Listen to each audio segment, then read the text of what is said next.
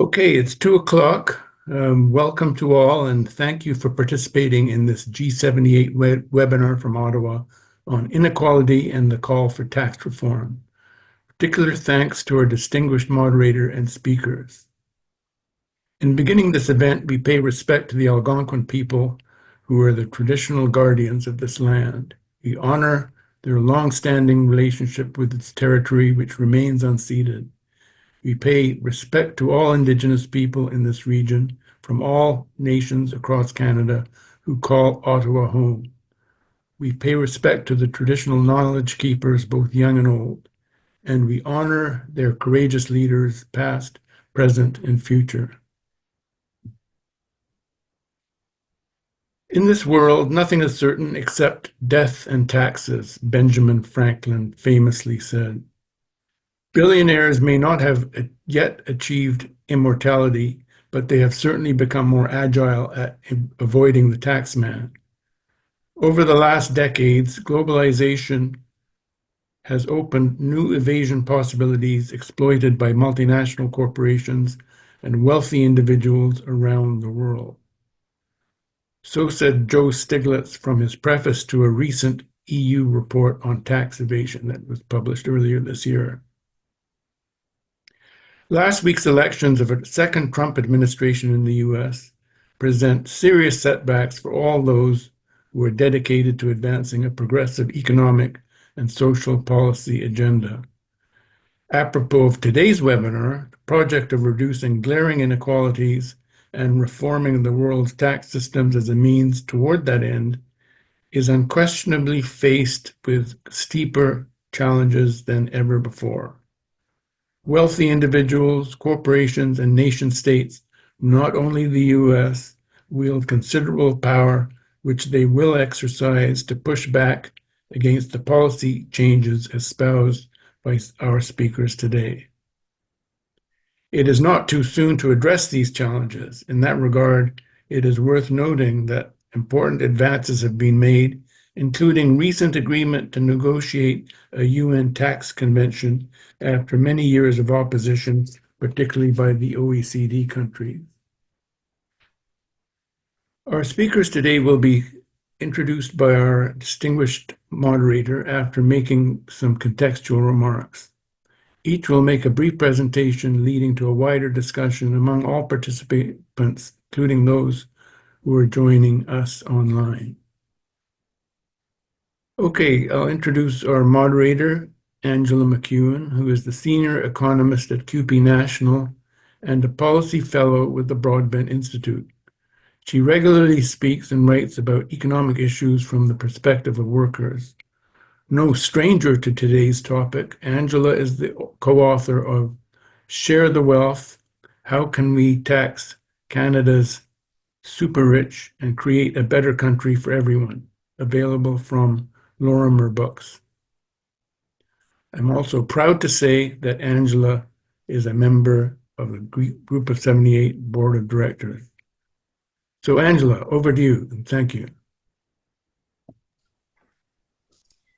Thanks, Roy. This is a very important topic that has been getting more attention recently with developments at the United Nations, where a whole group of countries have come together to push for more equitable global tax reform.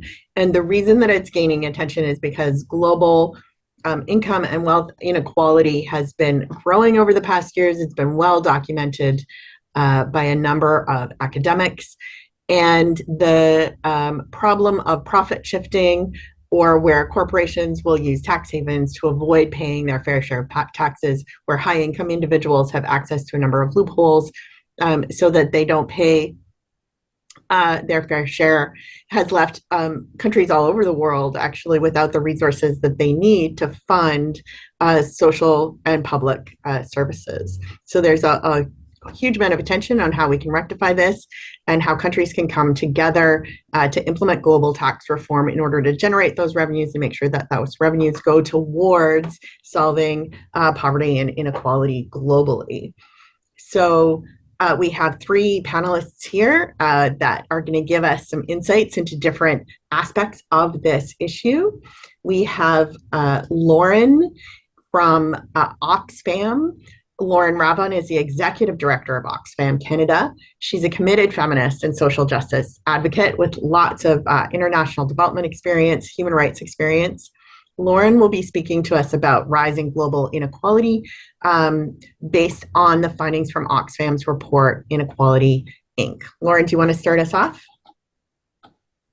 Sure. I just want to do a mic test. Can everyone hear me? Having a little audio trouble. You can. Okay, Yeah. Fantastic.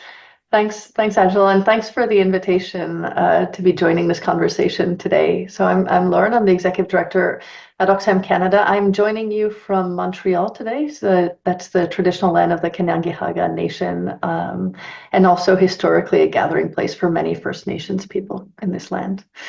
Angela, to be honest, I am really thrilled for any opportunity to talk about taxation, which may not be the norm, but I would say in the social justice world, in human rights organizing, we spend a lot of time lobbying governments to spend more money on social programs and social safety nets and initiatives to advance human rights. But we actually spend way too little time actually advising governments on how revenue could be raised to fund those initiatives, and how tax policy can not only raise revenue, but help clamp down on spiraling economic inequality. So in that sense, any opportunity to talk about tax is an opportunity to talk about justice. So I'm really happy to be here. And also to be looking at taxation from that dual purpose of advancing equity and justice. At Oxfam, we work specifically to address the injustices that exacerbate poverty and inequality around the world. And as you mentioned, Angela, every year we publish a flagship report during the World Economic Forum in Davos. And the purpose of this report is really to shed light on the widening gap between not even the world's wealthy, but the world's billionaires and the rest of society. So I'll share some highlights from this year's report and some of our policy recommendations that are linked to it. And I'm happy after I can share the link to the report. It's called Inequality, Inc., a meaningful and depressing title. So I don't want to drown us all in data, but I do want to share a few sobering statistics from the report. Since 2020, so the start of the pandemic, the 5 richest men in the world have doubled their fortunes.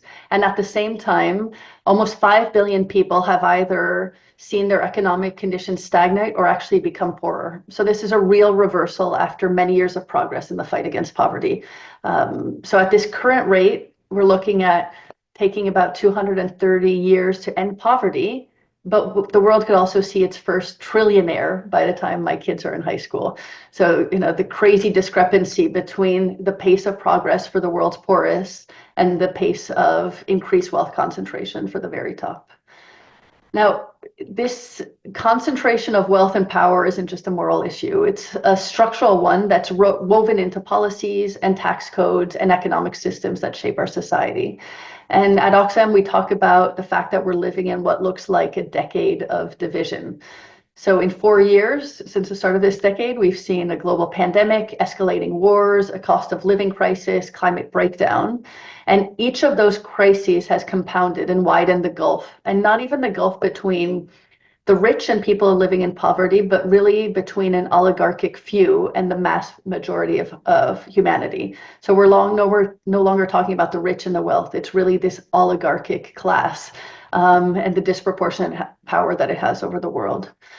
So based on Oxfam's work, we see that global inequality is at an all-time high, and that this imbalance is impacting everything from access to quality healthcare and education to our collective ability to cope with climate change. And at Oxfam, we have been doing a lot of work on tax justice, particularly because we believe that if we don't act on tax reform, this divide between the ultra wealthy and the rest is only going to continue to grow.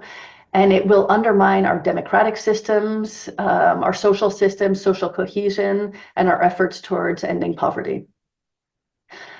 Now, Roy and Angela, you've hinted at this, but the conversation around tax reform has been gaining some momentum in recent years. And we have seen some promising shifts in the global landscape. So for example, the OECD's proposal for a global minimum corporate tax rate, It's imperfect, but it's marking a step forward, and a step forward that we hadn't seen in a long time. By setting a minimum standard, it aims to prevent countries from undercutting each other in this race to the bottom that we've seen on taxation definitely since the 80s. And this dynamic that it aims to tackle has allowed large corporations to shift profits overshore and evade literally billions in taxes. So this is progress, but the reform needs to go much further to actually make a real difference. We need progressive, bold tax policies that go beyond just corporate tax reform and also address areas like personal wealth taxation, especially targeting the super rich who benefit the most from loopholes and tax havens. And we know that policies like wealth taxes, capital gains taxes, inheritance taxes, these are all measures that should be at the forefront to ensure that those who hold the most contribute fairly to the societies that actually are enabling their success at no cost to them. Oxfam is also advocating for improved transparency measures and stronger regulations on tax havens. So right now we know that the ultra wealthy can hide literally trillions in offshore accounts without paying their fair share. And this deprives governments of the resources they need to invest in public goods. So strengthening financial transparency can help us hold wealthy individuals and corporations accountable for their contributions to inequality and to the increasing inequality crisis. So in the current context, there are opportunities, which I wanted to speak to a bit. Next week, the Prime Minister Trudeau, will be gathering with other world leaders at a pretty ambitious and important G20 summit in Rio. And under Brazil's G20 presidency, President Lula has put forward really important issues on the agenda that we haven't seen on the agenda for G20 summits before. Things like the fight against inequality, hunger and poverty, but also the reframing and rethinking and reform of the international financial architecture. So for the first time in the history of the G20, actually, all G20 finance ministers have made a commitment to work together on how to tax super rich individuals effectively. Just a couple of months ago, G20 finance ministers hit a new historic milestone with their joint commitment to work together on an agenda to effectively tax high net worth individuals. So this does reflect a shift in consensus from the world's largest economies to reduce extreme inequality by ensuring the ultra rich pay their fair share. So I do want to note how important this shift in mindsets is that we're seeing at the G20 level. And next week in Rio, there's an opportunity to strengthen this commitment and actually lay out the steps for the implementation of what this will look like. So definitely a promising trend, but I also can't underscore enough how hard it's going to be to push these reforms to actually land. And one of the biggest factors that we're seeing in Canada, but in countries around the world, is political resistance. So we know that wealthy elites, powerful corporations all have huge influence on policymaking processes in many countries, including in the United States, where, as you mentioned, Roy, the election results are not in favor of supporting tax reform globally.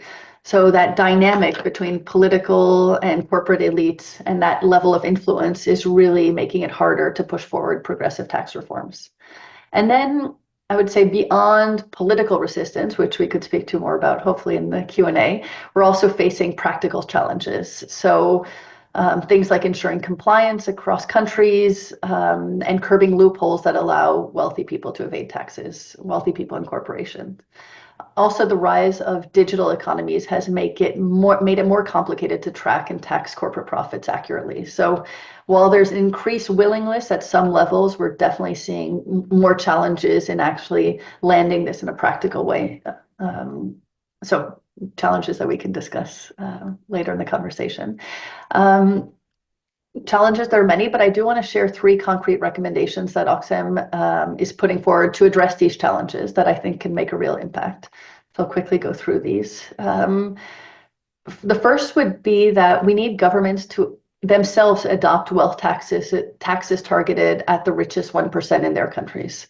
We know that a progressive wealth tax could generate billions in revenue to fund public goods and social services and help close this increasing inequality gap. We know that it's a policy that actually has been implemented really successfully in some countries. You can think of Norway, Switzerland. So it can definitely be done, and it can be done at a larger scale, including here in Canada. Secondly, we need governments to implement taxes on the excess profits of large corporations. So, for example, corporations that are making record-breaking profits during a time of crisis or global price spikes. If you think of energy companies that made a killing because of surging oil and gas prices related to the war in Ukraine and Europe. We see companies making record profits in times of crisis where other people are hurting.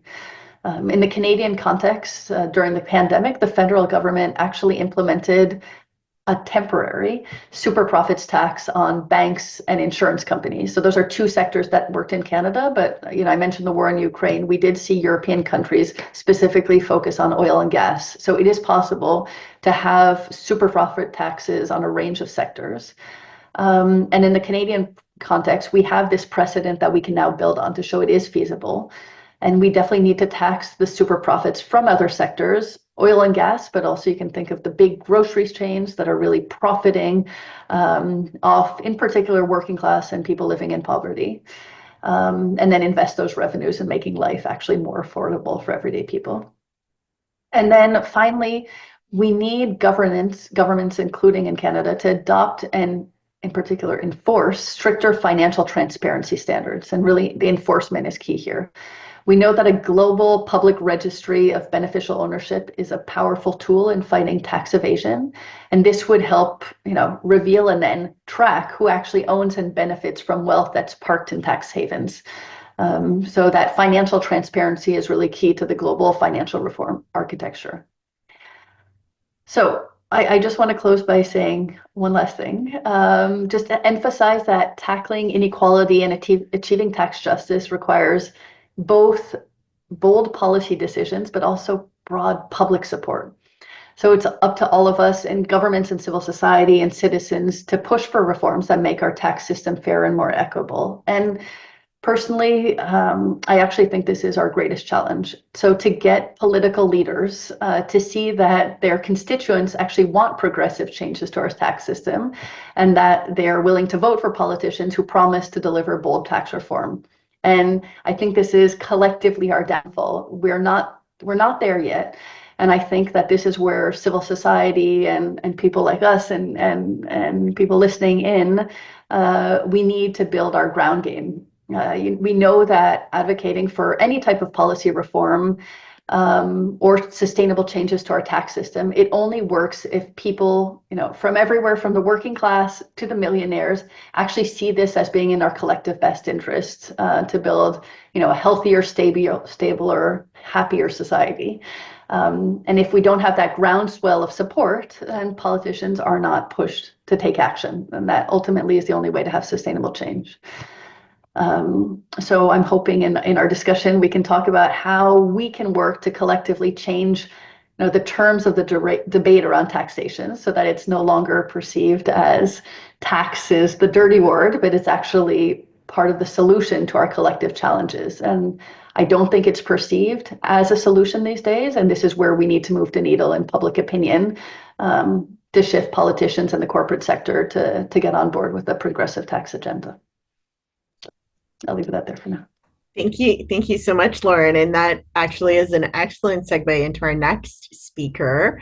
Katrina Miller is the Executive Director of Canadians for Tax Fairness, and she has worked over the past 20 years to win environmental and social justice improvements at every level of government.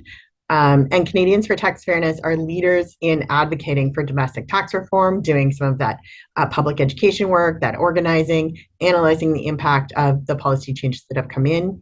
And so Katrina will speak to us a little bit of the context for tax reform in Canada. Thanks, Katrina. Thanks, Angela. A pleasure to join all of you here today and my esteemed fellow panelists. I think it's important as we talk about the issue of global tax justice to think about what's happening domestically, because what we do within inside our own borders has an impact both and the type of influence that we apply on global stages, and also what our country, whether our country aids and abets tax evasion or in fact guards against it. for others. So I want to start by just demythologizing some of our ideas around progressive taxation in Canada. I think many people believe that we do have a progressive tax system. And unfortunately, when we look at the total tax burden and portion it to individuals, we find that Canada's tax system, sadly, is not progressive. We are not in a system where those with more proportionally pay more. We did a study last spring with CCPA and found that, in fact, the top 1% of income earners in Canada face the lowest tax burden in Canada, and the highest tax burden is felt by those in the middle class. Those at the bottom income bracket are paying more than the richest in Canada. And so we have a tax system that is deeply unfair and deeply out of skew with our principles. And one of the key aspects of that, one of the key components of that unfairness is how we tax corporations in Canada. For the last 30 years or so, we've been driven in our taxation of corporations by the idea, the assumption, that a low tax environment for corporations will drive economic productivity and therefore drive great benefit and prosperity for all of us. And in that period of time, what we've seen is what it's driven is very high profits. We've seen over the last 30 years, profit margins double for corporate Canada. And in that same time, we've seen the effective tax rate in Canada drop from about 38% to 17%. And so within that, we ask ourselves, with all of this great low taxation, have we seen productivity grow in Canada? And the truth is no. Productivity is slowed to the point where some are calling out that we're having a productivity crisis. And so research shows us what's happening to those profits that are being undertaxed right now. They're being funneled towards dividends, they're being funneled towards stock buybacks. And what does that do? Of course, that increases the wealth of very few individuals. So getting back to Lauren's point, the way we go about taxing corporations, the fact that we're taxing them at a lower rate, is ballooning our wealth concentration. It's one of those added problems to it. Now, I want to remind us that we can talk all of these big numbers and sort of mega economic components, but we really also need to talk about what's happening in people's everyday lives, because right now we're facing an affordability crisis. So I want to provide you an example of how this tax situation plays out within the housing crisis that Canada faces right now, because Canada has seen in 2023 rents go up by 8%, while wages are only going up by about 5%, and in some communities the situation is much, much worse. In 2023, the real estate sector walked away with $50 billion in profits. That's more than double than their highest profit level pre-pandemic. And there's a reason why that's happening. We're seeing in the real estate sector, particularly within the residential real estate sector, a growth in owners who are financialized landlords. These are equity investment firms, these are real estate investment trusts who are buying up our residential real estate simply to use as an asset. And we can look into their corporate reporting and their financial statements and see very clearly that they very purposefully jack rents up as far as they possibly can in order to increase the value of the asset. And more, they're buying and selling those assets purely for capital gains. Why? Because capital gains is low taxed in Canada. And through the low taxation of capital gains, married with an exemption of corporate income tax on real estate investment trusts, they can derive incredibly low tax profit straight to their investors. That, again, concentrated pool of very, very wealthy individuals. So our tax system basically is structured right now in this particular situation to aid and abet the housing crisis. And these are the kinds of things we need to look at and understand how we have to change. Now, some changes are happening. I'm not saying it's all bad news. We've had multiple small incremental steps over the last 10 years that have closed tax loopholes, have increased the individual income tax in the highest income bracket, number of small elements, and most recently, the biggest of the incremental elements, the increase of the inclusion rate on capital gains. So we know that we can do better. And in fact, we're moving towards doing better. Unfortunately, we're not moving fast enough. We've seen the crises that we're facing, both globally and domestically. And so we need much bigger, bolder action in Canada. And so I join with Lauren in many of the proposals that she put forward. We're looking right now at Canada putting in place a permanent excess profits tax, one that is two-pronged. One that triggers when there is a crisis, be it pandemic, be it war, be it some other sort of market or social or economic happening that allows for a few corporations to gain huge profit by no other reason than being there. We need to be able to tax back some of that profit through an excess profit tax that's triggered in that moment in order to ensure that we have the money available to invest in society's recovery in those situations. We also believe that there are these large corporations that are making super profits on a regular basis that need to be better taxed in Canada. And we could better tax them by putting in a permanent tax, surtax of 5% on any profits over 100 million. That would allow us to start to recover some of the incredible wealth that is being funneled and concentrated into very few hands and invest it back into the kind of sustainable, equitable, affordable communities that Canadians really, really want. In terms of how we operate within the global tax environment, too, there are changes we can make. Domestically, we need to better support and better fund our domestic tax authorities to be able to take some of these large corporate entities and these ultra-wealthy people who are evading taxation and ensure that we're able to take them to court, properly prosecute them in order to gain some of that money back and to show them that there's a consequence.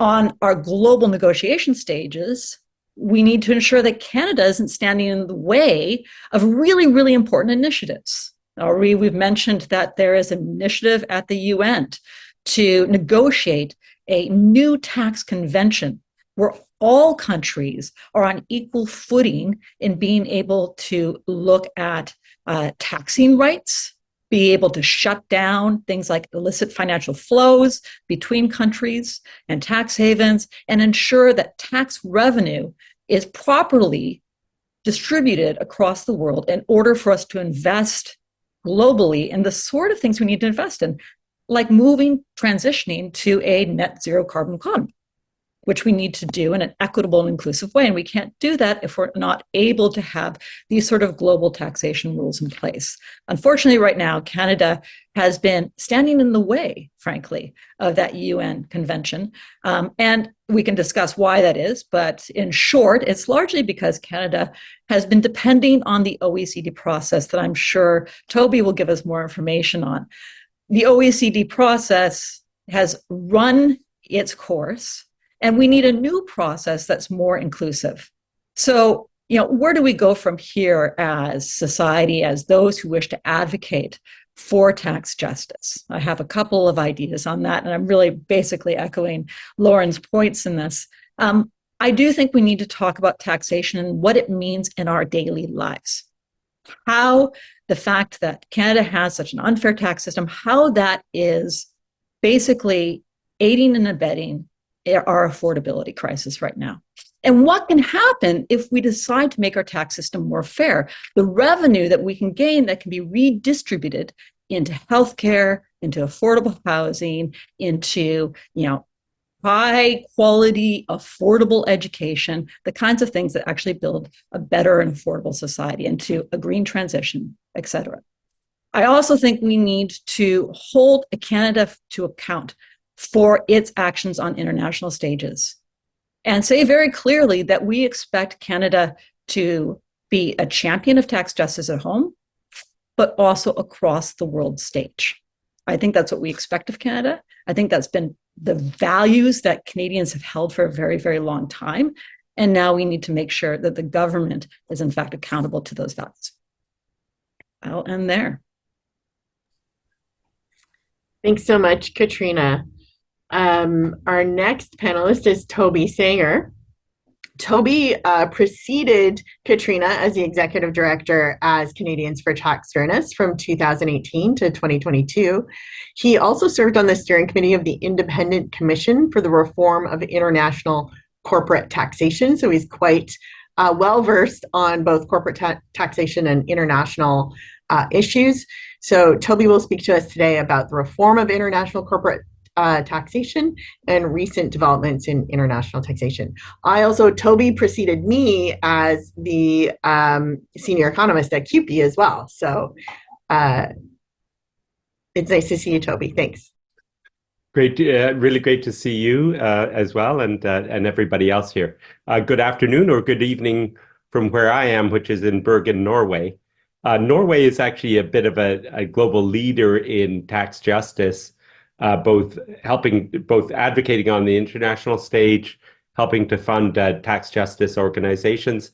And some Norwegians just came out with a movie called Tax Wars, which is focused on the work of the Independent Commission for the Reform of International Taxation, on which Joe Stiglitz and Thomas Piketty, who's a well-known economist and best-selling author, are also our commissioners of, together with a number of former finance ministers. So it's been a very effective organization on those issues, on the issue advocating for progressive reform of international corporate taxation, but also in other areas. I just wanted to reemphasize some points that Lauren mentioned, but also in in Oxfam's recent report, and that is just how closely connected wealth taxation of billionaires is with corporate taxation, and just how and also just how connected the increasing monopolization of society is with inequality, because the Oxfam report really brought that out. What we've been seeing develop in our economies, worldwide economies, recently has been increasing monopolization, the rise of super billionaires who are able to avoid taxation, and that has really fueled inequality in a number of ways. So I really encourage people to go and look at the Oxfam report, Inequality, Inc., which really focuses on those issues. And Katrina mentioned this also. The decline in corporate taxation and taxation on capital and wealth and other things was supposed to, the justification for it was to spur economic growth. That hasn't happened. Instead, what we've had is increasing commodification of real estate, but declining real rates of investment, increasing monopolization, which is not good for the economy at all. So I think a lot of people's eyes were opened a few years ago when there was a leak of tax files from the IRS. And what was revealed from that was that some of the wealthiest people in the world, Jeff Bezos and others, didn't pay any tax, and that is because the way that they have structured their compensation is that they draw very low salaries, but they own a lot of stock. So progressive taxation, we've traditionally relied on progressive taxation to raise funds for public services and to redress some of the inequalities that exist. But these billionaires have found a way around it. It's not even used in having to use tax havens. It's because their income is very low. They just borrow money to fuel their to pay for their expenses, and they pay almost no tax. The tax rate on number of billionaires is it can be less than 1%. It's tiny. So that's why taxation of corporations, international corporate tax reform, and wealth tax are so critical, incredibly critical in redressing some of the inequality, which even the IMF has also acknowledged. The IMF has acknowledged that increasing monopolization and concentration, both in industry and also increasing inequality, has been bad for the economy. After the return of Trump and the rise of other right-wing and authoritarian politicians, our situation seems pretty dire, but that's not the message I want to leave you with. Instead, I wanted to talk a little bit about how very significant odds in recent years we have made some remarkably significant international progress in increasing transparency over corporations, controlling tax havens, and negotiating some upward pressure on corporate taxes, and we can do so again. After a lot of pressure from civil society around the world, including from tax justice organizations such as Canadians for Tax Fairness and also Oxfam, and the election of some more progressive governments, the G20 and OECD finally got serious about a decade ago about increasing transparency, controlling tax havens, and reducing or reversing the race to the bottom of corporate taxes. And so the OECD started what was called the Base Erosion Profit Shifting Project, or what they call BEPS.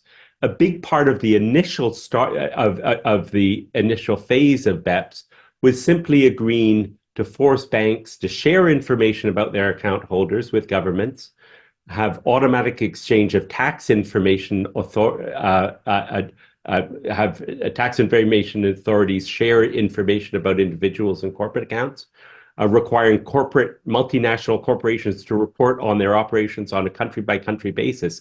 They didn't do that at all. I mean, so often I was asked, how much tax does Amazon pay in Canada? We don't know. And prior to pushing for this and achieving what they call country-by-country reporting,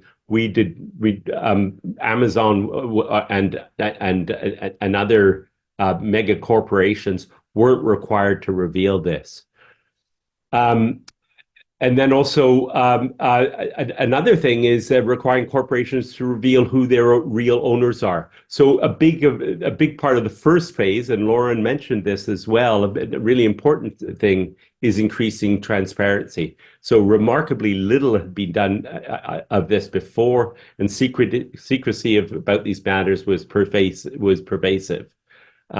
We knew little about who owned what around the world and what taxes they pay. So out of this, we've achieved automatic exchange of information and common reporting standards. This was actually inspired by the United States FATCA, Foreign Account Tax Compliance Act, to combat tax evasion. And the OECD's proposals on this have been agreed upon by 120 countries, and that has significantly reduced tax evasion by individuals. Recent estimates by the EU Tax Observatory estimate that offshore tax evasion by wealthy households has dropped from about 10% of the world's GDP, that's a massive amount, to just 3%. So more needs to be done on this, both in terms of compliance and coverage, to cover also real estate, which Katrina mentioned, because that's increasingly used as a way to avoid taxes internationally. But it has been an important step forward. Country-by-country reporting has been brought in for large corporations, those with annual consolidated revenues of 750 million euros, or well over $1 billion in Canadian. Then they have to now report on their revenues, profits, assets, and taxes, and employees by jurisdiction. So this was this was something that was originally proposed by the Tax Justice Network about a decade ago and was adopted by the OECD and many member companies. It needs to be improved, expanded, and made public. We should be making this information public. But it's been an important step forward for individual countries to levy taxes on tax dodging multinational firms. Another important step forward that has been taken, and particularly in Canada, and Canadians for Tax Fairness was a big part of this, is beneficial ownership and transparency about who owns what corporations. As I said, that most wealthy individuals have got their funds tied up in corporations. We didn't have to require, we didn't know who the real owners of a lot of private corporations were. But we had an initiative over the past few years, and we were able to convince the Canadian federal and provincial governments to require all companies to report who their real owners are. It involved 3 years of tireless advocacy, but legislation was finally passed a year ago on this by the federal government to establish a registry. This isn't enough on transparency. As Lauren mentioned, we need improvements both to these measures, but also much greater public transparency about who owns what internationally, including a global asset registry, as Thomas Piketty first advocated a decade ago in his book, Capital in the 21st Century. And others have advocated. One thing that Canada should be doing is what Australia has done, which is Australia actually publishes how much profits and taxes medium to large, well, kind of larger corporations pay each year. We don't have that information. Through the OECD discussions, we achieved a number of different things. As Lauren mentioned, an international agreement on a 15% minimum corporate tax, which was pretty remarkable. It's too weak and has too many exemptions. But finally, we were able to push the international community to adopt a 15% minimum corporate tax, and it's been a big step forward in that way. Multinational corporations can still too easily use transfer pricing and profit shifting to shift their profits to lower tax jurisdictions. And this was an area that the OECD really failed in, what they call Pillar 1. It was too modest and trying to be too many things all things to too many people. And those measures have further complicated and overly complicated and broken international tax system. We had pushed the Canadian government to introduce a digital sales tax on large multinational enterprises like Google and Facebook, and they actually committed to doing that in the 2022 budget and made it effective earlier this year on the caveat that it would be removed when an international agreement on the OECD came into effect, which has not happened. The OECD has kind of run its course on these things. People think that international corporate tax system is really complicated, and it has become complicated, but it doesn't have to be. Canada and most US states allocate the profits of companies that operate in multiple provinces and states using a very simple formula. The form is only 2 pages long. It's a very simple formula that reflects real economic factors. And this is what should be adopted internationally instead of the type of transfer pricing that now exists. It's called formulary apportionment, and it's something that should be adopted. So there's a lot more that we've achieved quite a lot, which is really good to see from after declining taxes for so many years. There's much more that needs to be achieved. Big challenges on the horizon, but I'll just give you a sense of how much revenue this type of thing can mean. If Canada really effectively taxed the profits of multinational corporations for an appropriate share of their business in Canada at a statutory rate of 25%, it would mean an additional $70 billion in revenue annually. That's more than $2,000 for every single Canadian, and almost as much as the federal government currently collects in total corporate taxes in the 15%. Just in terms of a final policy recommendations, Lauren and Katrina have mentioned them, and I got to say there's a lot of overlap from what I would say. We need to increase transparency. Canada needs to do a lot more in terms of increasing transparency.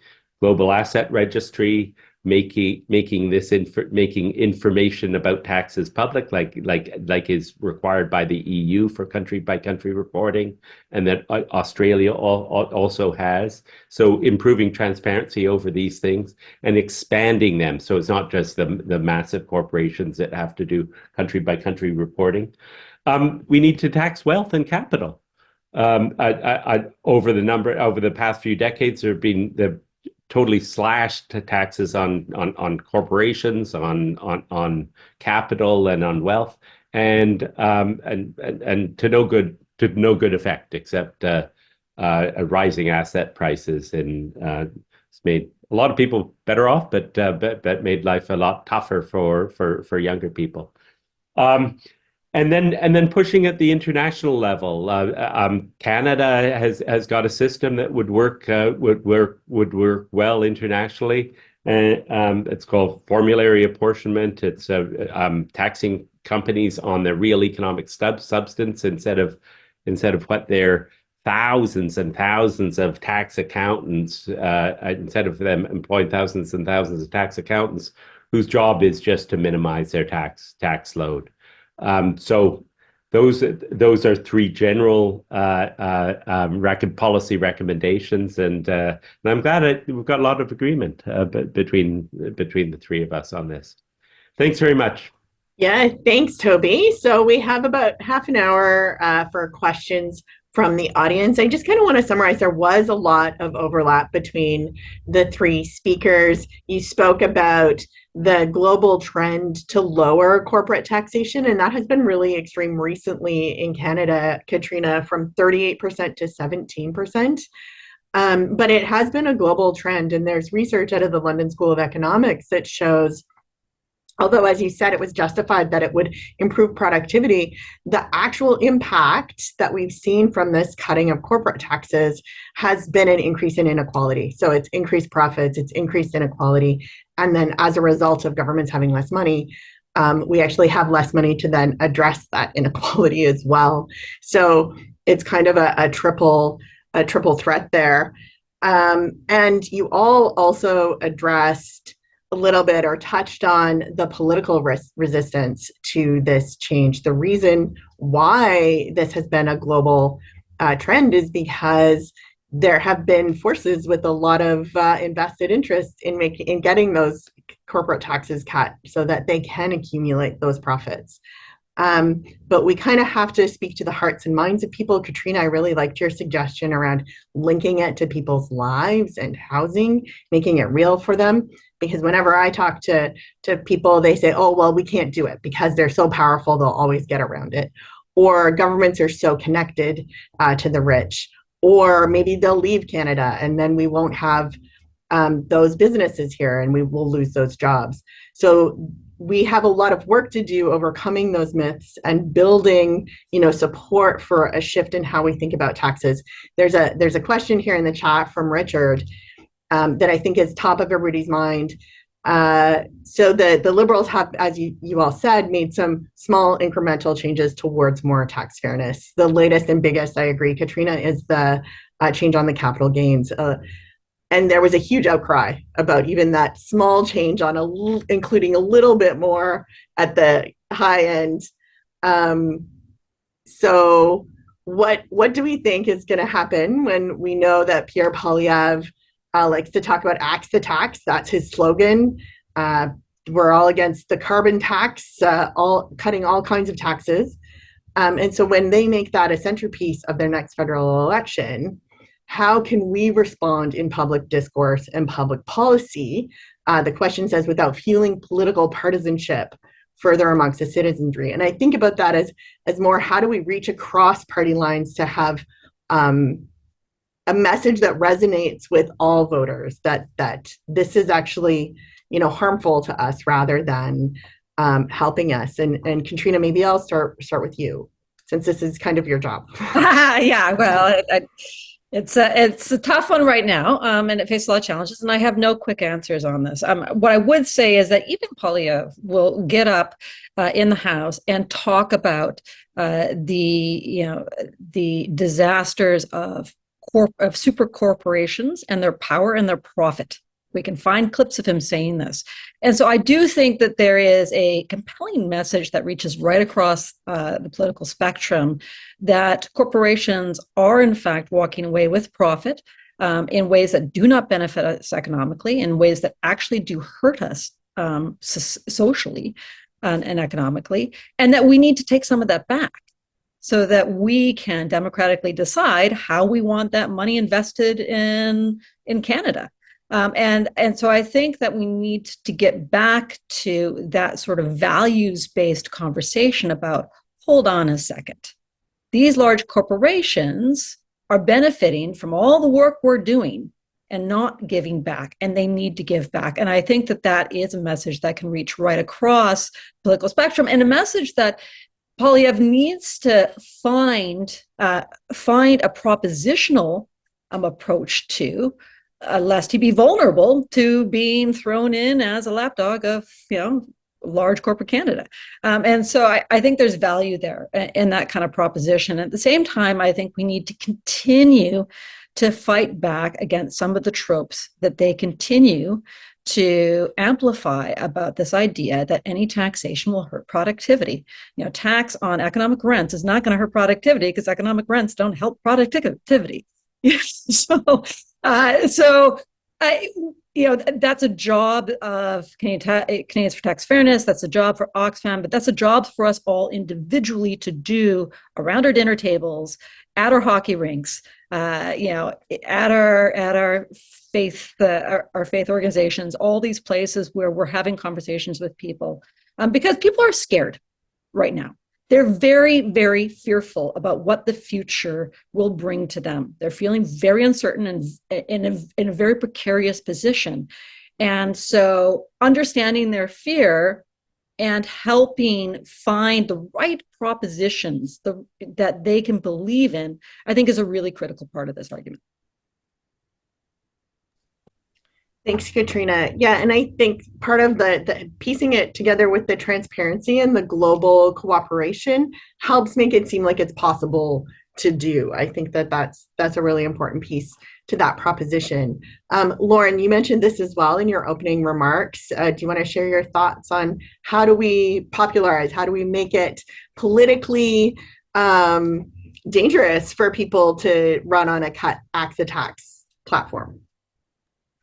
Well, the Axe the Tax platform is not hurting him these days. So no, but more generally, I don't think that we have done a good job at showing what tax revenue can do for people in their everyday lives. So speaking about tax in the abstract is definitely a losing proposition. If you're not talking about what is funding public daycare spots and $10 a day daycare, or about any public services that you could be funding with it, then it's very abstract. And the problem is that I think a lot of Canadians in particular are seeing that their public services in many instances are not what they used to be. So it's hard to justify, pay more in tax when you can't access a family doctor, you can't get that subsidized daycare spot, et cetera. So I think, putting the two together and having a narrative around the value of public services.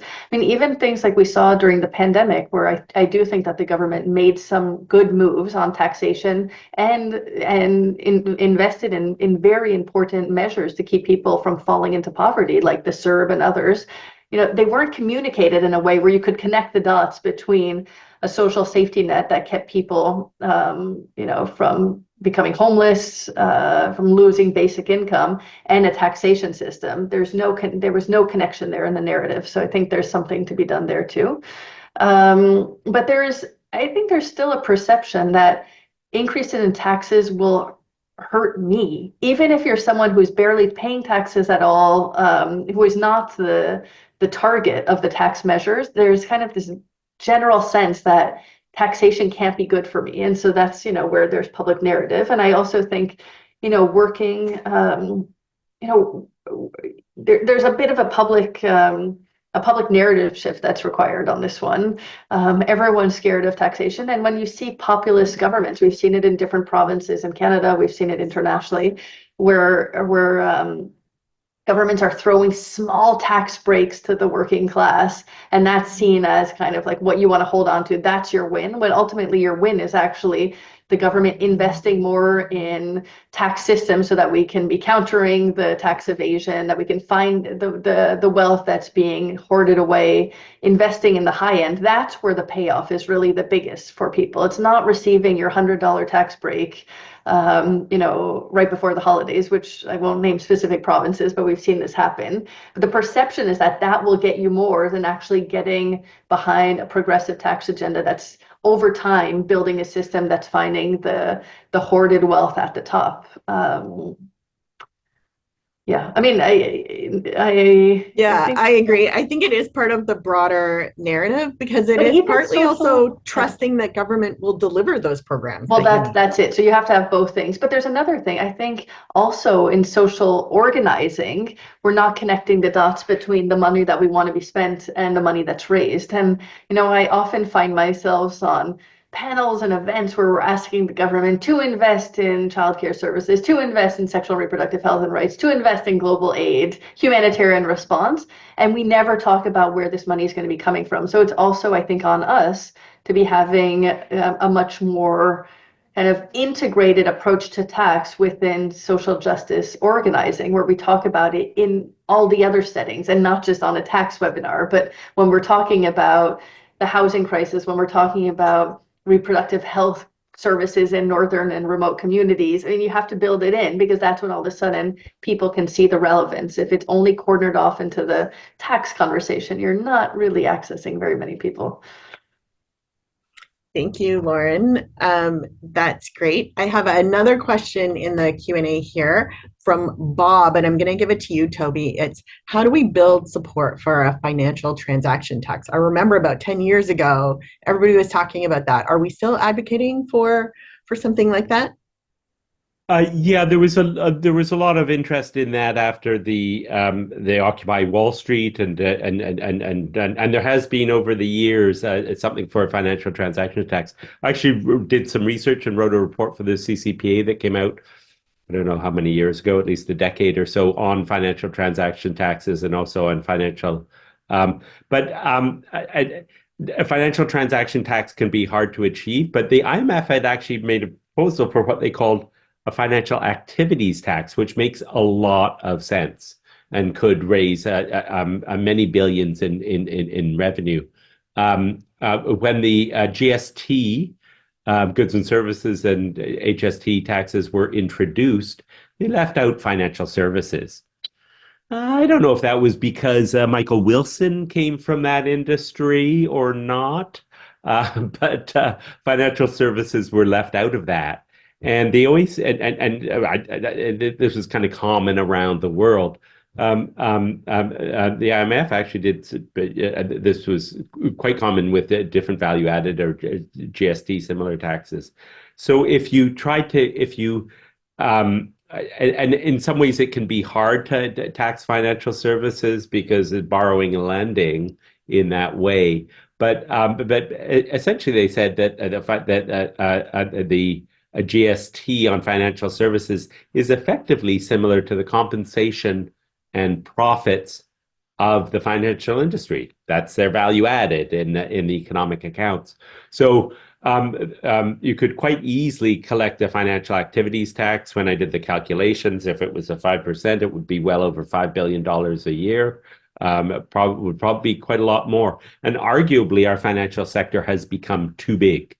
Partly because it's not taxed. So I personally think that a financial activities tax can be more effective on that. Some countries do have a financial transaction taxes, the US, through the New York Stock Exchange, and some other countries, but they tend to be fairly small on that.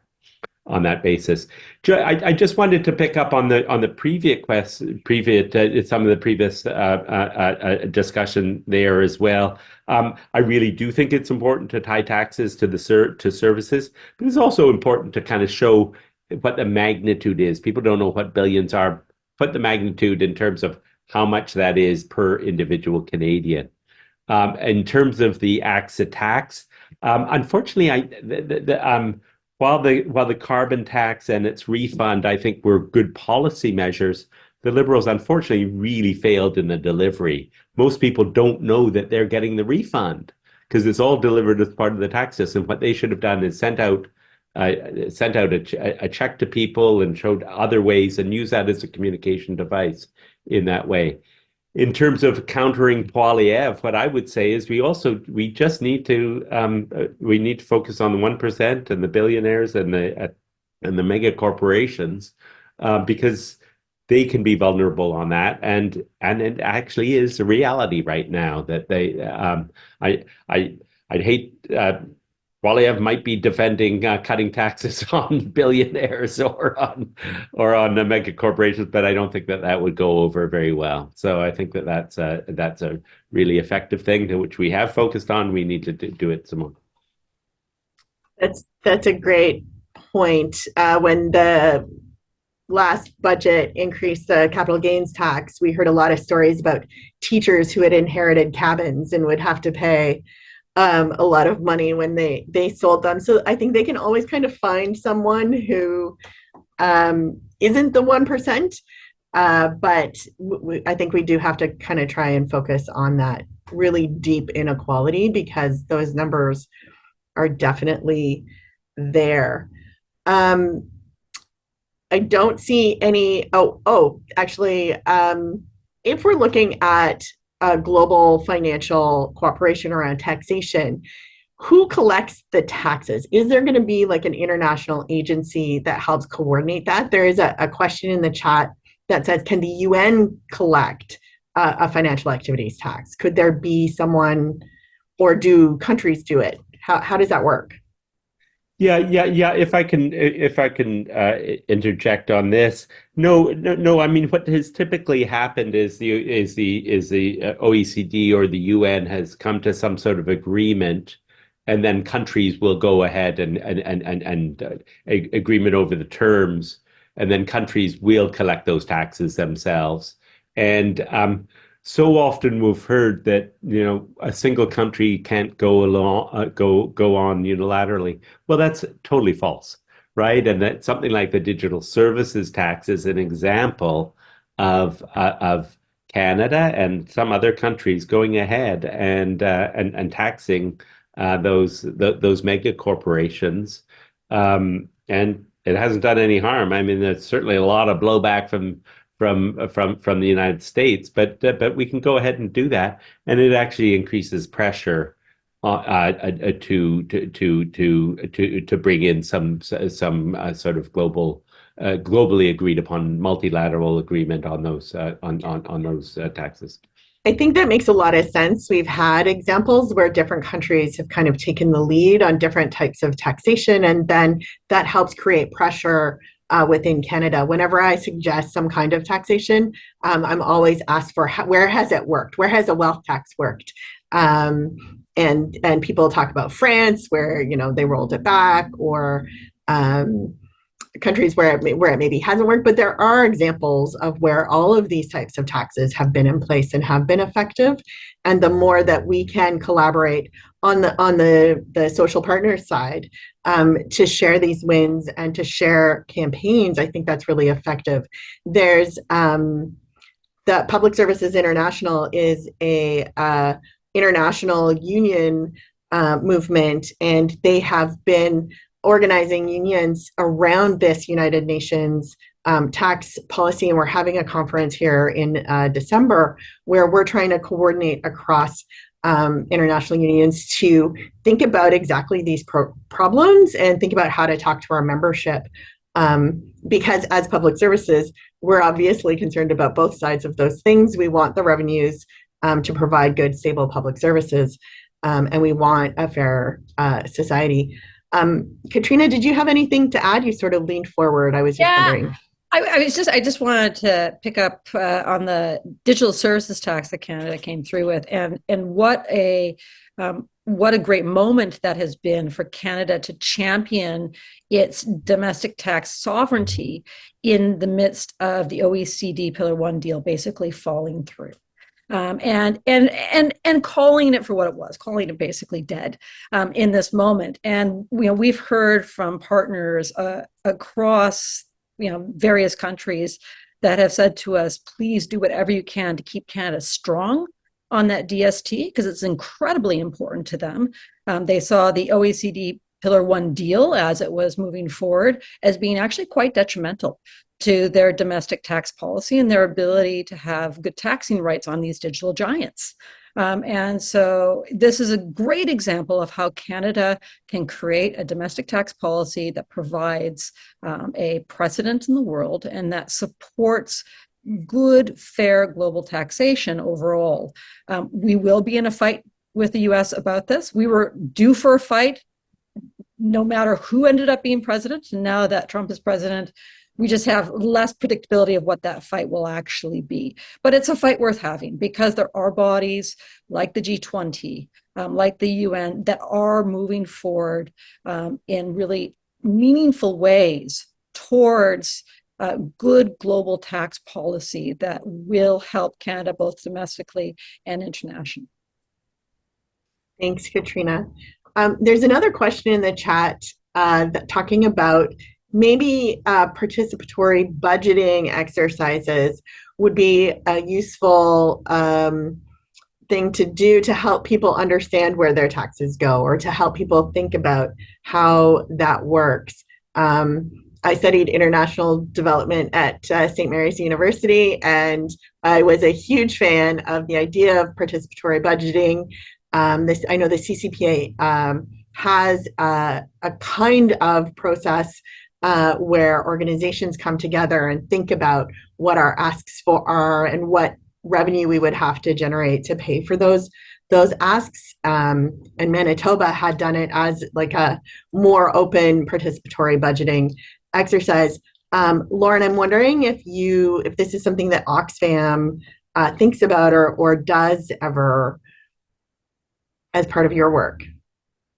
Thanks. So no, we haven't been doing work on participatory budgeting, though to your point on kind of what informs the budget in kind of the spirit of the CCPA's yearly alternative budget. What we have done a lot of work on in the Canadian context is looking at who actually gets to inform the federal budget making process. And it can be obscure for most people, but the Finance Committee hearings of Parliament on the budget process, who actually gets to testify, who is putting forward memos, who gets heard, and then who has some likelihood of influencing the process. That's an area to influence. About 10 years ago, Oxfam did an analysis of 10 years of parliamentary committee testimonies. And I think that the word woman, for example, in some years didn't come up once. So it gives you a sense of who is testifying and what perspectives are being put forward. Also, because of our work within the women's movement, we're looking at no feminist organizations or women's organizations were invited to testify before the parliamentary committee. So while by no means I'm trying to say that whatever gets before the committee will necessarily make it into the budget, if they're only hearing from corporate lobbyists, groups representing vested interest in not changing the system or in spending, then that's what comes out of it. And one example I can give is Oxfam. I think it's now been 4 years in a row where we've been organizing a dedicated space for women's organizations and organizations from the feminist movement to give a dedicated briefing to the Minister of Finance, Chrystia Freeland, ahead of the budget consultation so that they can hear those specific perspectives. And there are always recommendations around progressive taxation. So it is a way to influence without kind of throwing open the whole process. It's not a participatory budget process, of course, but who gets heard matters. And even if you look at any of the federal and provincial consultation processes around budgets, it is in vast majority influenced by corporate lobbyists. Yeah, absolutely. Toby, did you want to add something? Yeah, I'd love to add to this. I think public participatory budgeting is a great exercise.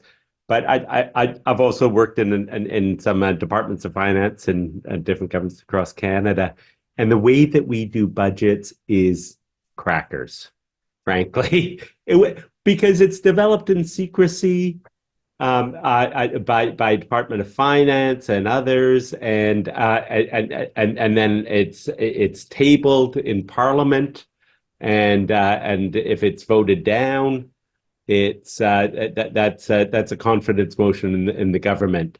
The way that a lot of other countries do it is actually involves some sort of participation of other parliamentarians, and you develop a budget framework, and then there's some negotiation over it. We probably don't want to go as far as the United States does, which involves a whole lot of horse trading. But there are sensible ways in which you can open up the budget process.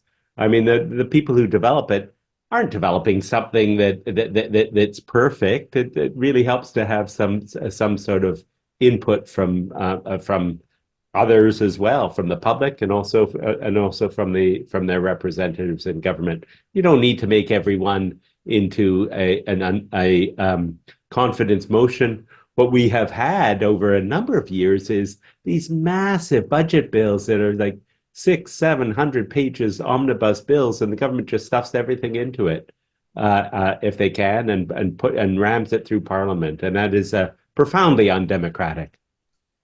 The thing that surprises me, so it is part of my job to, make recommendations to that committee, and then I haven't been called to testify for the past couple of years, but and then to on budget day put forward some kind of analysis of how we think it's affected us. The thing that has really surprised me in that process is that what comes out on budget day is not really the budget. It's kind of propaganda. It's like big, broad numbers and themes, and then it's that budget implementation bill. It's the allocations bill, where the real dollars and cents come in. And Doug Ford's government in Ontario is like a prime example of this, where on budget day he'll say he's spending billions more on healthcare or teachers or whatever, but then that money never actually gets spent. He never follows through on those promises that are in the budget. So I think maybe some work around how all this process works and how kind of bonkers it is. There's apparently in the federal government, there's like a guy at finance and a guy at treasury, and they have like the Excel spreadsheet keys to like lock, and this is where we're spending the money. So yeah, it's it's definitely been secretive and mystified, and it feels inaccessible. And so any work that we can do to make that feel more accessible and open that up, I think is really helpful. Roy, you wanted to say something.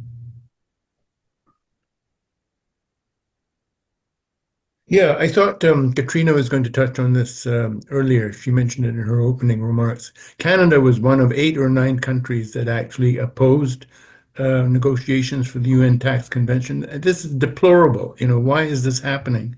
Why don't they tell us, why they voted that way? Katrina, did you have any comments on this? We've actually spoken to the UN mission about this, and what's clear in sort of what's under what they're saying about it is that they're still tied to more exclusive processes like those happening through the OECD and the G7, and see themselves as having already invested a significant amount of time in those processes, and I think frankly are hesitant to invest a significant amount of time in a UN process. I think that's faulty thinking. I think it's very clear based off of who's led the UN process, the G77 and the African group, that this is where the future is for global tax reform and fairness. And the sooner that Canada realizes that, and realizes that the OECD process has run its course, and that we need to be operating on a much wider stage with countries across the world in order to come up with a process that serves Canada as well as everyone else, the better off we'll all be. So Canada has the next 2 years to get on board. And we need to continue to spotlight its actions at the UN.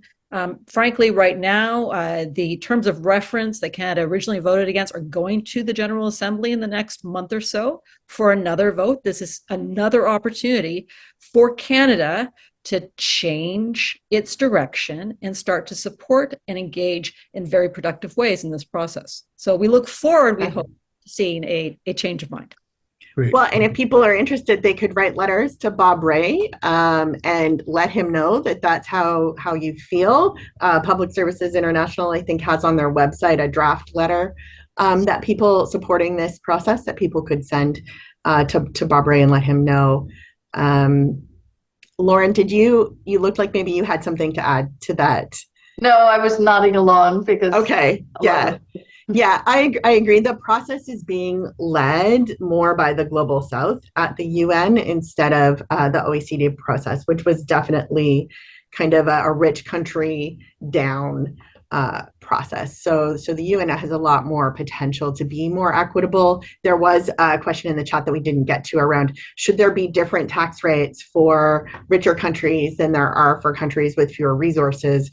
Because we have for many, many years, the global north or very developed countries have extracted wealth from these countries. And so should that be some sort of repatriation that we're offering something there to make up for that? I think there's definitely a lot of conversations that can be had around how to have an equitable global tax process. Lauren? I wasn't sure if you're looking to weigh in on that, but yeah, yes to a decolonial perspective on taxation, yes to redistribution, but redistribution towards the wealthy elite in countries in the global south is certainly not the response. So, for them to get a better tax break, and we see, many of the world's billionaires are popping up in many countries in the global south. So that certainly wouldn't be the answer in terms of, redistribution, global redistribution, commitments, for example, like what needs to be negotiated this week at COP around climate financing and loss and damage financing. That's where the redistribution needs to happen, not from one wealthy elite to another wealthy elite. Very, very similar to the domestic tax system, right? Where we want to tax wealth and then use that money to build affordable housing, for example, right? Rather than, I don't know what the comparison would be. But thank you so much. I've really enjoyed this discussion, and I enjoyed the contributions from all of you, Lauren, Katrina, and Toby. I'm sure we'll be talking about this even more as the next federal election approaches. So thank you so much, and have a nice day, everyone. That's the end of our webinar for today. Thank you. Everyone. Thanks for the invitation. Everyone. Thanks, everyone.